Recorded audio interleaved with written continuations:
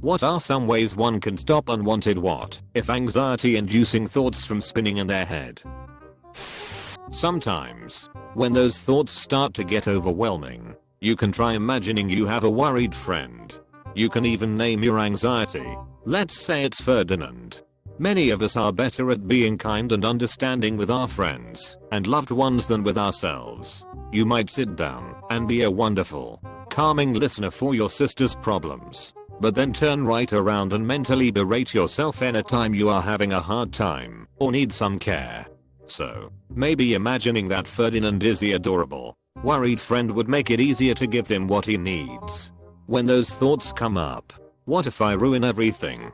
And what if I'm just doomed to be a failure? And what if my friends really don't like me? It might be time to sit down with Ferdinand and say, buddy, I really don't think any of that is going to happen. And you know your friends like you. But it sounds like you're really overwhelmed. Let's take a walk and listen to some music. It's going to be okay. Just try talking to yourself like you'd talk to a good friend who comes to you with worries, and being cute about it with a name or a funny mental image to personify your anxiety can make you smile and break the tension. I don't think it will always stop anxious cycles, but maybe sometimes it can help you to forgive yourself for going through them. And when it's too much, get some help. Talk it out with somebody else. This is a technique that I use, and it's super effective for me. It's actually called the mirror technique, if I remember rightly. I'm always so much nicer and understanding to other people than I'm to myself, so I force myself to pretend I'm talking a friend.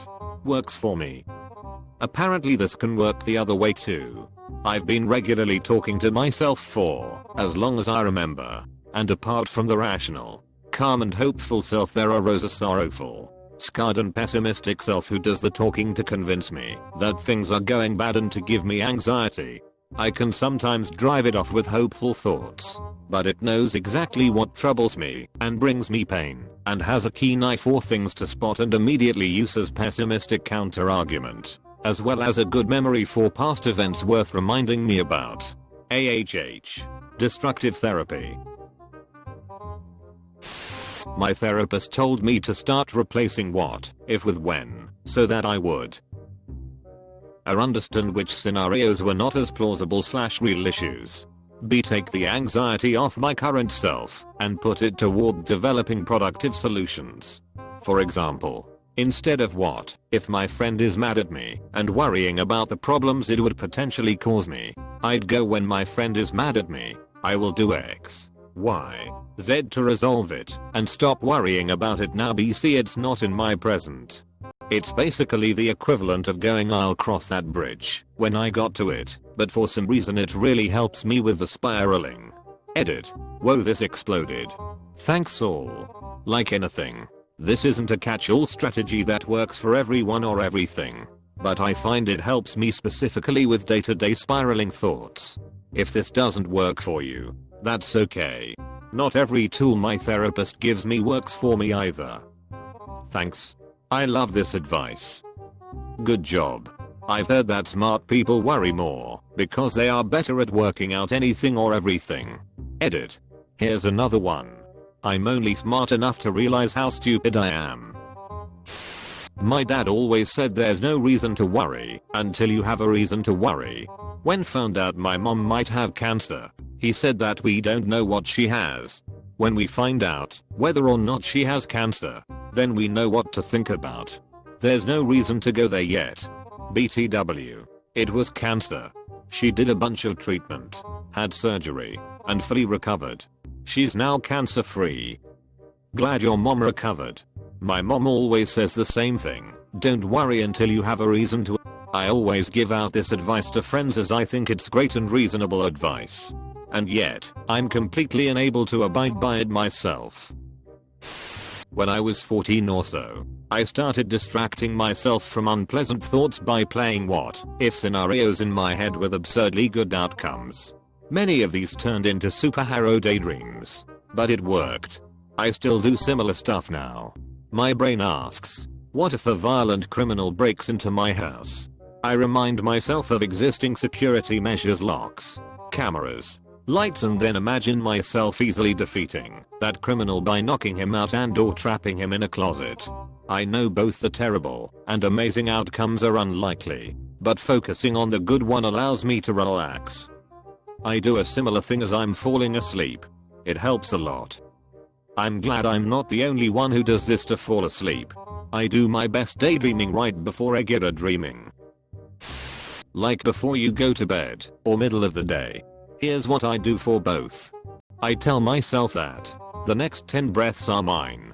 I then make a fist, but with my index finger resting on my thumbnail. Try it. Feels weird. Very distracting. Leave it there. Count the inhalers 1 and then the exhalers 1. Think about that thumb the whole time. Nothing else. I tell myself, think about the thumb every time an intrusive thought blossoms. 10 breaths. No exceptions. It works. Sometimes it doesn't work. And sometimes I forget about it entirely and suffer. Good luck. I wasn't even feeling anxious, but I tried making a fist that way and it immediately cleared my head. Meditation. It's a life changer. The idea isn't to stop those thoughts, because stopping a thought is like trying to stop the wind. The idea is to allow the thoughts, like the wind, to pass on by. Noticed, acknowledged, and then passed. Hope that helps. Any tips how to get into this? There's a good beginner exercise where you imagine you're sitting on the edge of a riverbank and all the thoughts and feelings that pass through your head are fishes swimming by. If you keep just sitting there and observing them, you notice that they can come in batches of very similar ones. Then other stray ones come in here and there. Then they can shift to a totally different type, and so on. Getting used to the practice of watching, rather than acting on, attaching yourself to, or trying to control any of the fish helps to give you a skill in how to interact with thoughts/feelings. Then you can start applying it in real life situations where specific thought patterns are bothering you. That is adorable. I should learn to meditate more extensively than I do, but I hate someone guiding me vocally. Yama. Yama yama. Basically I hate most audio learning.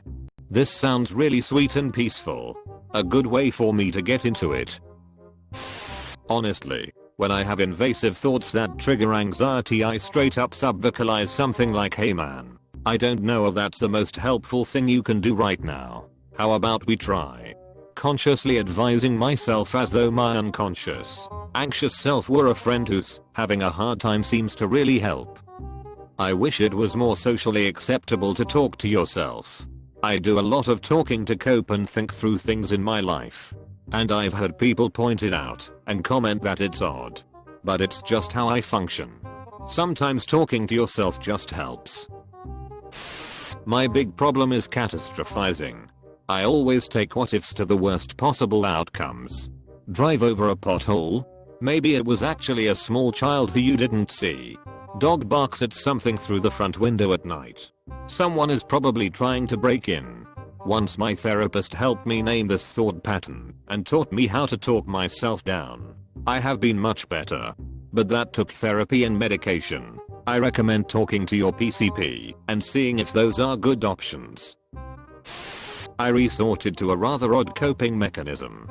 Every day when I go to work I get a piece of celery, draw a smiley face on it, and put it in my shirt pocket next to my pens. I tell myself he's gonna be my little wingman and he's gonna absorb all of the bad vibes and anxiety. Then at the end of the day, he gets eaten, and with him goes the anxiety. That's either genius or possibly concerning, depending on what you use to draw on it. This is going to sound nuts, but hear me out. Remember that episode of SpongeBob where Squidward is in an endless white room? I consciously visualize that room, which is supposed to represent my mind. And then I visualize a ton of cute dogs running around and driving away my unwanted thoughts. Once they're gone, the dogs arrange into a large circle and trot around the circle, following each other in a big conga line. I focus on the dogs for a few moments and just breathe, kind of meditating. If the thoughts start to come back into my head, the dogs drive them away again and return to the circle. I really like this, haha.